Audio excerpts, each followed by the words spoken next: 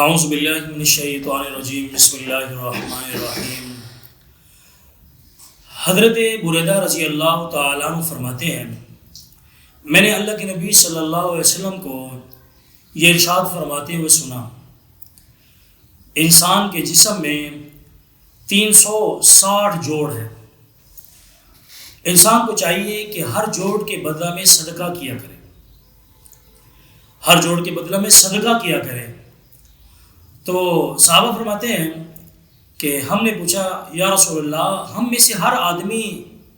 اس بات کی طاقت نہیں رکھتا کہ ہر جوڑ کے بدلہ میں صدقہ دے، تو ہم تو اتنی طاقت نہیں رکھتے، ہمارے پاس اتنی مالی وسعت نہیں ہے، ہم اتنے مالدار نہیں ہیں کہ ہر جوڑ کے بدلہ میں صدقہ دیں، تو ہم کیسے صدقہ دے سکتے ہیں ہر جوڑ کے بدلہ میں؟ تو اللہ کے نبی صلی اللہ علیہ وسلم نے ارشاد فرمایا کہ سبحان اللہ کہہ دینا صدقہ ہے، الحمدللہ کہہ دینا صدقہ ہے، اور کسی بھولے ہوئے کو راستہ بتلا دینا صدقہ ہے، اور اسی طرح راستے میں پڑی ہوئی چیز کو ہٹا دینا یہ بھی صدقہ ہے۔ یعنی اس کا مطلب صدقہ دینے کے لیے کوئی مالدار ہونا ضروری نہیں ہے، بغیر مال کے بھی صدقہ کیا جا سکتا ہے۔ اور اسی طرح اللہ کے نبی صلی اللہ علیہ وسلم نے پھر ارشاد فرمایا کہ 2 رکعت نماز نفل چاشت کی پڑھ لینا یہ سارے کے سارے اعضاء کا صدقہ بن جاتا ہے۔ یعنی اگر کوئی شخص 2 رکعت نماز نفل چاشت پڑھ لے تو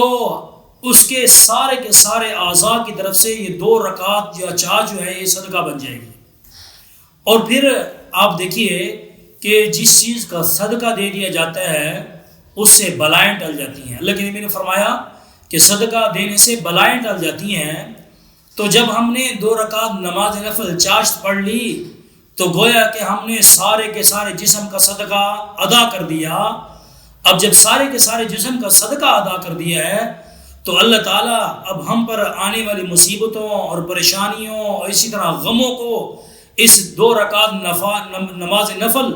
چاشت کی برکت سے اللہ تعالیٰ ساری کی ساری مصیبتوں کو بھی ٹال دیں گے، پریشانیوں کو بھی ٹال دیں گے اور غموں کو بھی ٹال دیں گے، کیونکہ ہم نے 2 رکعت نماز نفل پڑھ کے پورے کے پورے اعضاء کا صدقہ ادا کر دیا ہے۔